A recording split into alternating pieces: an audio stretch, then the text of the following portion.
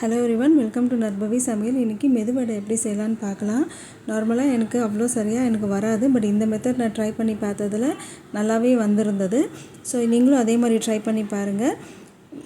உளுந்தை 2 மணி நேரம் ஊற வச்சுட்டு அதுக்கப்புறமா அரை மணி நேரம் ஃப்ரிட்ஜில் வச்சுருங்க. வச்சுட்டு அதை அப்படியே மிக்ஸி ஜாரில் போட்டுட்டு ஒரு 4 ஐஸ் க்யூப்பை போட்டுக்கோங்க. போட்டுட்டு அது நல்லா கொஞ்சம் கொஞ்சமாக நீங்கள் ஓட்டிக்கிட்டே வரணும். அது நல்லா நைஸ் ஆகிட்டு ஃப்ளஃபியாக வந்துடும் உங்களுக்கு. அப்போ லாஸ்ட்டாக அரைக்கும்போது கொஞ்சமாக உப்பு போட்டு அரைச்சி ஒரு பவுலில் மாற்றிக்கோங்க. அது கூடயே கொஞ்சமாக துருவின இஞ்சி, வெங்காயம், கருவேப்பிலை, கொஞ்சோண்டு சீரகம் இது எல்லாமே போட்டுட்டு நல்லா மிக்ஸ் பண்ணிக்கோங்க. கொஞ்சம் மிளகும் போட்டுக்கோங்க. மிக்ஸ் பண்ணிவிட்டு எண்ணெயை நல்லா காய வச்சுட்டு கையில் தண்ணி தொட்டுட்டு இதை லேசாக ஒரு உருண்டை எடுத்துகிட்டு ஒரு சின்ன ஓட்டை போட்டு நீங்கள் 2 பக்கமும் பொரித்து எடுத்திங்கன்னா மெதுவடை சூப்பராக ரெடி ஆகிடுச்சு. இது வெளியில் நல்லா கிறிஸ்பியாகவும் உள்ளே நல்லா சாஃப்டாகவும் இருக்கும்.